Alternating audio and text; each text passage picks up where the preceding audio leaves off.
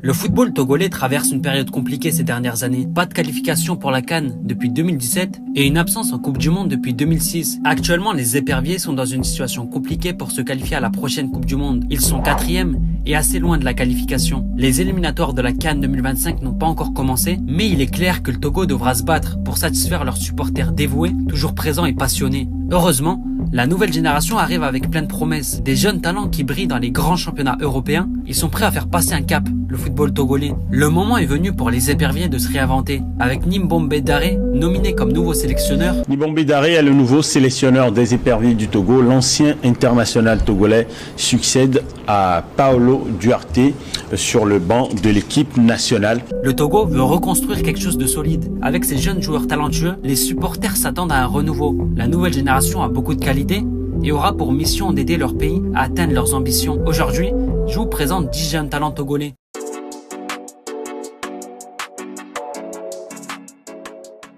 Allez, on commence avec le gardien. Et pour moi, le plus prometteur, c'est Steven Mensah. À seulement 21 ans, il compte déjà 7 sélections avec le Togo. Cette saison, il a disputé 24 matchs avec l'équipe réserve d'Hambourg pour 34 buts encaissés et 7 clean sheets. En sélection, il a montré de belles choses avec le Togo, notamment lors des éliminatoires de la Coupe du Monde face au Sénégal. Il s'est montré imposant dans ses cages et capable de réaliser des arrêts importants. Aujourd'hui, il est à la recherche d'un nouveau projet sportif. Son aventure à Hambourg est terminée et plusieurs clubs sont intéressés, notamment le FC Slovako, un club de première division tchèque qui souhaite le recruter. Avec son jeune âge et son expérience en sélection, il pourrait bien être le futur rempart de la sélection pour les prochaines années. Au poste de défenseur central, Saddik Fofana est considéré comme le plus prometteur à son poste. Il évolue actuellement au Bayer Leverkusen. Il a été prêté la saison passée en première division néerlandaise. Il n'a pas beaucoup joué, seulement 720 minutes disputées. Pourtant, les minutes qu'il a passées sur le terrain, il a été vraiment bon. Dans les duels, déjà, il est costaud et se fait rarement déborder. Dans les stats, on peut s'apercevoir qu'il fait partie du top 1%. Je répète, il fait partie du top 1% des joueurs à se faire le moins dribbler. C'est aussi un bon tacleur, avec une moyenne de 3 tacles réussis par match. Dans sa zone défensive, il est infranchissable et capable de très bonnes interventions. Le Bayer Leverkusen compte sur lui à l'avenir et souhaite le conserver, malgré l'intérêt du Fortuna Sittard, club dans lequel il était prêté qui souhaitait le conserver. Saddik Fofana est international togolais depuis novembre 2023. Il compte à ce jour 2 sélections avec les éperviers et il est perçu à ce qu'il devienne le futur patron de la sélection. Le deuxième défenseur à surveiller dans les prochaines années, c'est Kevin Boma. Il a été l'une des révélations du championnat de Ligue 2. Avec son club Rodez, il a été un joueur important dans l'excellente saison de son équipe. Durant la saison, il n'a pas toujours été titulaire, mais il a eu des pics de performance où il était vraiment bon, notamment le mois de février, où il a été nominé dans les 3 meilleures pépites de Ligue 2. Alors son profil, ça donne quoi? C'est un défenseur de grande taille, ce qui lui permet de gagner beaucoup de duels aériens. Il est également bon dans les duels au sol, avec une moyenne de 66% de réussite. Par contre, avec ses pieds, il a encore des progrès à réaliser. Il se contente de faire des passes simples et ne prend aucun risque avec le ballon. Et ça se reflète dans ses stats, où il est dans le rouge un peu de partout. Mais bon, l'essentiel pour un défenseur, c'est de faire le boulot défensif. Et sur ça, il est très bon. Son profil a attiré l'attention de plusieurs clubs. C'est finalement Estoril qui l'a enrôlé pour 250 000 €. Sa montée en puissance lors de cette année lui a permis de passer un palier avec son club, de signer dans un club de première division portugaise, de devenir international togolais. Et maintenant, la suite pour lui, c'est de continuer à progresser pour s'affirmer dans la défense togolaise. Au poste de latéral droit, le Togo aura la possibilité de compter sur Pierre Nadjombe. Il évolue actuellement en 2e division allemande et il est considéré comme latéral vachement prometteur. Déjà, parce qu'il est polyvalent, mais surtout parce que c'est un latéral dynamique. Il apporte du danger et anime son côté par des chevauchées balle au pied. Il est capable de déborder et faire mal aux défenses adverses. L'année dernière, il était avec l'équipe réserve de Cologne. Il a disputé 19 rencontres pour 2 buts inscrits et 3 passes délivrées. Né et formé en Allemagne, il a finalement décidé d'opter pour le choix de ses origines. Il est actuellement avec les U23 du Togo et se voit être un grand espoir pour les prochaines années. Au milieu de terrain, le Togo est bien fourni pour les prochaines années. On commence avec le crack Derman Karim. Il évolue en 2e division belge et fait partie des meilleurs joueurs du championnat. Il est le joueur à avoir la 4e plus grosse valeur marchande. Lors de cette saison qui vient de s'écouler, il a impressionné par ses performances. Durant la saison, il a été sacré à plusieurs reprises joueur du mois de son équipe et à la fin de saison, il a même été nominé parmi les meilleurs joueurs du championnat. Il a terminé sur le podium.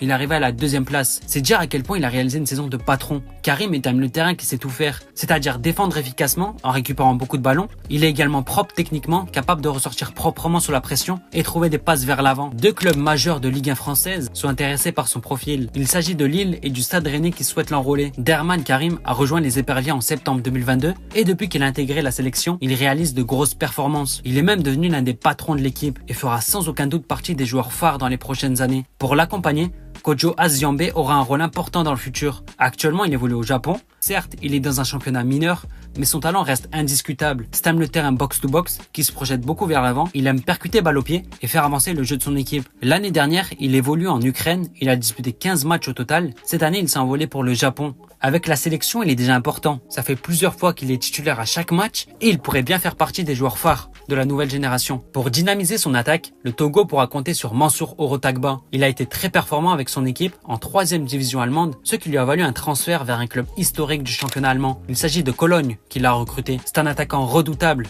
car il a une palette élargie. Il est capable de marquer du pied droit, du pied gauche et également de la tête. C'est un attaquant assez complet. Il est puissant physiquement et capable de prendre la profondeur grâce à sa vitesse. À seulement 19 ans, il a déjà connu sa première cape avec le Togo. C'était contre la Libye. Son potentiel et son talent laisse entrevoir des perspectives encourageantes pour le futur. Pour servir les attaquants dans de bonnes conditions, il faut des bons milieux de terrain. Et que dire de Dikini Salifou, qui fait partie des joueurs les plus talentueux du football togolais. Il appartient au Werder Brême et la saison passée, il a été prêté chez les jeunes de la Juventus. Il a réalisé une saison assez intéressante en Série C, avec 34 matchs au total pour 2 buts et 2 passes D. C'est un milieu qui dit vouloir s'inspirer de Paul Pogba. Ça se reflète un peu sur le terrain. Avec sa qualité technique au-dessus de la moyenne, il est capable de casser les lignes par la passe et jouer un rôle important dans la construction de jeu de son équipe. Il est à l'aise balle au pied, mais aussi précieux sur le plan défensif, notamment grâce à sa vivacité et son explosivité qui lui permet de récupérer pas mal de ballons. Après une bonne saison avec les jeunes de la Juventus, il a à cœur de s'imposer en Allemagne avec le Werder Brême. Sélectionné une fois avec le Togo, il a aussi à cœur de s'imposer avec la sélection dans les prochaines années. En attaquant de pointe, le Togo est bien fourni, à commencer par Thibaut Klidje, qui est un attaquant qui s'affirme de plus en plus dans le championnat suisse. Auteur de 4 buts et 3 passes D, il a bien performé cette année. Klidje est un attaquant mobile, capable de dézonner et bouger un peu de partout sur le terrain. Il aime partir sur le côté, déborder et faire des différences par la percussion. Devant les cages, il est assez adroit. Sa vitesse est également l'une de ses forces. Il fait très mal dans les transitions offensives. Avec le Togo, il compte 10 sélections.